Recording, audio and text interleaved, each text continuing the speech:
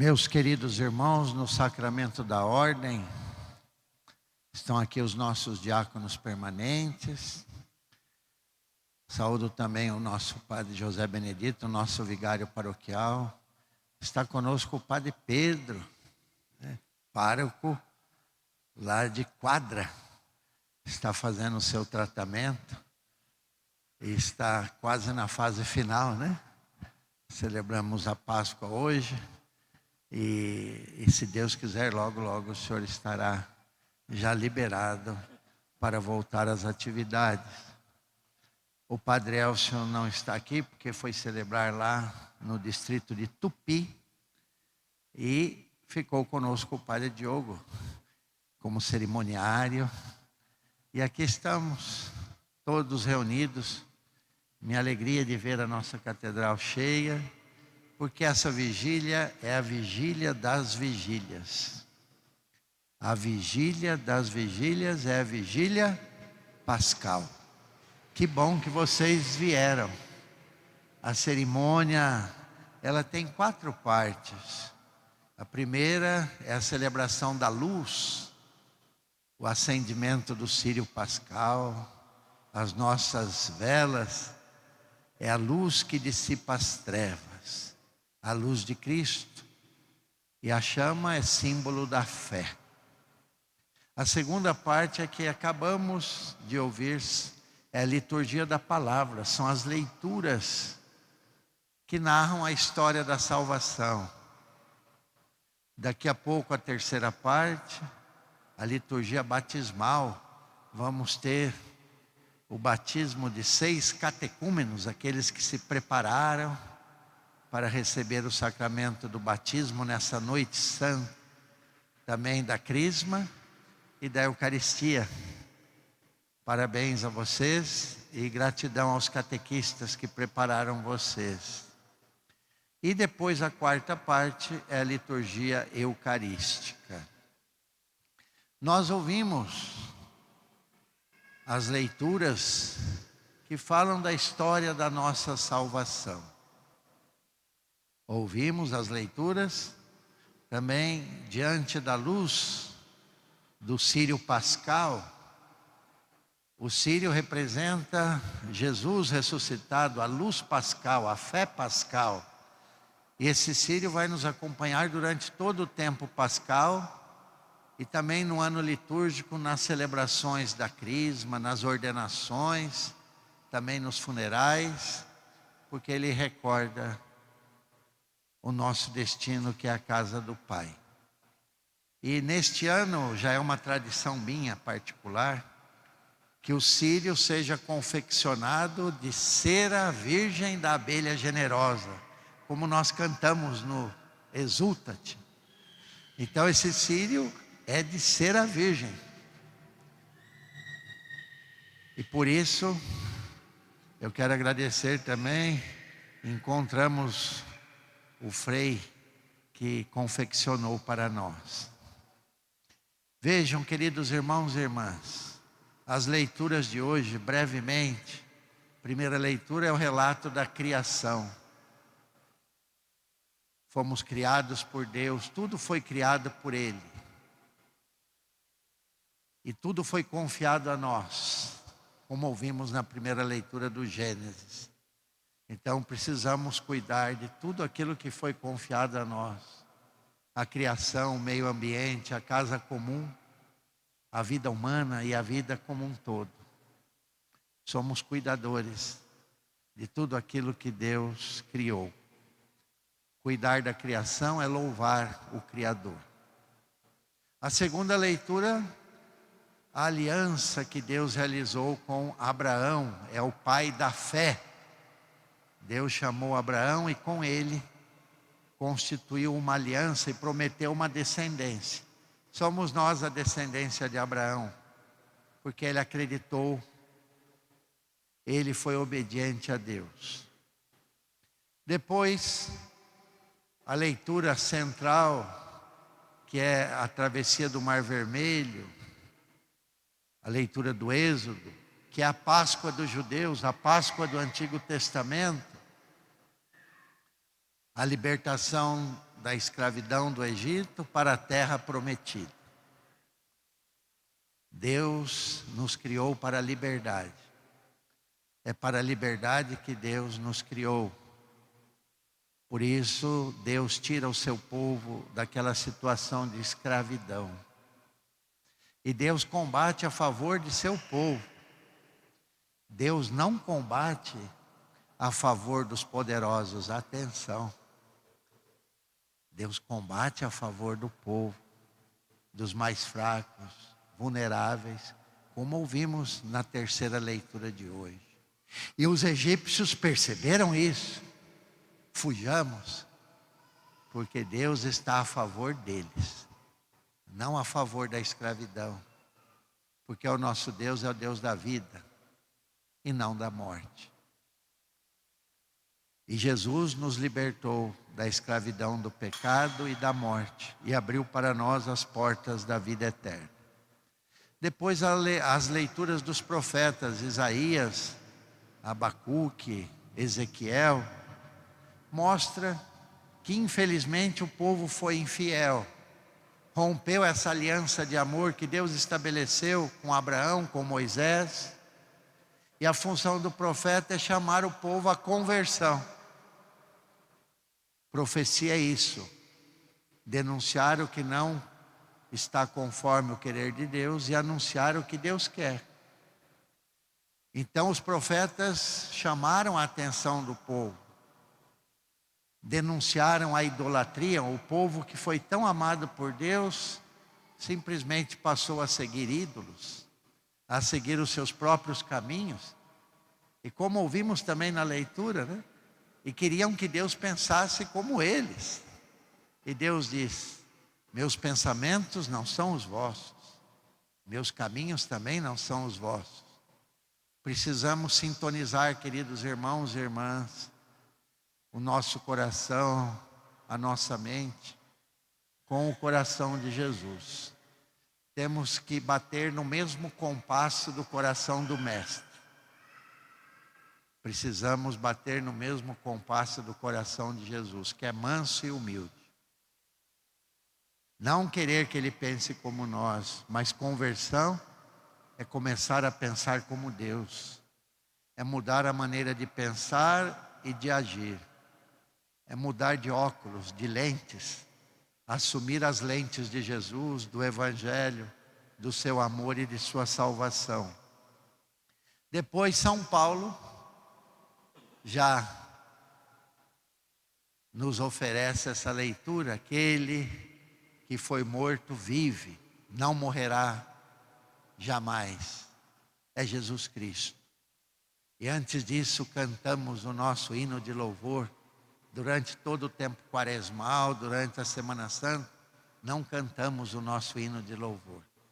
E Paulo então anuncia a Páscoa de Cristo e a nossa Páscoa na Páscoa de Jesus. Páscoa é a passagem da escravidão para a vida, da morte para a vida. A vida venceu a morte. E chegamos aqui no Evangelho, queridos irmãos e irmãs, o Evangelho de São Mateus, né? Tão bonito. Vejam, nós temos vários movimentos aqui nesse Evangelho. Primeiramente, o amor de Maria Madalena e da outra Maria que foram ao sepulcro. No amanhecer do domingo, existe um poeta, Dante Alighieri, que diz: o amor move o sol e as outras estrelas. Foi o amor que moveu Maria Madalena para ir até o sepulcro. É o amor que nos coloca em movimento, em direção a Jesus, em direção à luz. É o amor que nos faz acordar de madrugada para ir até o túmulo. E qual foi a grata surpresa? De repente, encontraram um anjo do Senhor. E esse anjo disse: não tenhais medo. Quando chegaram ali, viram que a pedra tinha sido removida. Removida pelo anjo. não tenhais medo. Então é muito significativo esse texto. Primeiro elas fizeram um encontro com o anjo do Senhor. Viram a pedra removida. Depois saíram cheias de alegria. E também depois fizeram um encontro com Jesus ressuscitado. Aqui nós recordamos a noite de Natal. Foram os anjos que anunciaram aos pastores: hoje nasceu o Salvador. Vocês vão encontrá-lo deitado numa manjedoura. E aí os pastores foram e encontraram. O mesmo aconteceu aqui com Maria Madalena e a outra Maria. Foram até o sepulcro. Primeiramente a iniciativa foi delas. Depois o anjo também anuncia que aquele que ali foi sepultado está vivo, ressuscitou. E elas confirmam isso no encontro com Jesus ressuscitado. Mas eu queria me deter aqui no tema da pedra. Existe um poeta que diz: no meio do caminho havia uma pedra no meio do caminho. O anjo removeu aquela pedra. Se recordarmos o 5º domingo da Quaresma, a ressurreição de Lázaro, quando Jesus chega diante do túmulo, Jesus diz: retirem a pedra. E hoje foi o anjo que retirou. E nós estamos nesse mundo para retirar as pedras que aprisionam as pessoas nos sepulcros modernos. Tem muita gente sofrendo. É interessante que Jesus deu essa ordem às pessoas: retirem a pedra. Nós estamos nesse mundo para retirar as pedras, para colaborar com Jesus, para que todos tenham vida com dignidade, vida em abundância. Não estamos nesse mundo para colocar pedras no caminho de ninguém, pelo contrário, para remover as pedras. Não estamos nesse mundo para ser pedra de tropeço para ninguém, pelo contrário, estamos nesse mundo para amar, para servir. Então, se a pedra é muito pesada, precisamos nos unir para que tenhamos uma sociedade mais justa, mais fraterna, mais solidária, mais pacífica. A paz, a justiça e o perdão. Então vejam, nós precisamos seguir em frente, retirar as pedras, e se não conseguimos retirar, ao menos contornar para seguir em frente, em direção a Jesus. Será que eu estou ajudando os irmãos a sair do sepulcro? Será que eu estou nesse mundo para remover as pedras ou não? E eu? Sou uma pedra ou me sinto dentro de um sepulcro? Às vezes tem muita gente abatida, desanimada, que desistiu, que está desolada, aflita. Pensemos na agonia de Jesus no Monte das Oliveiras.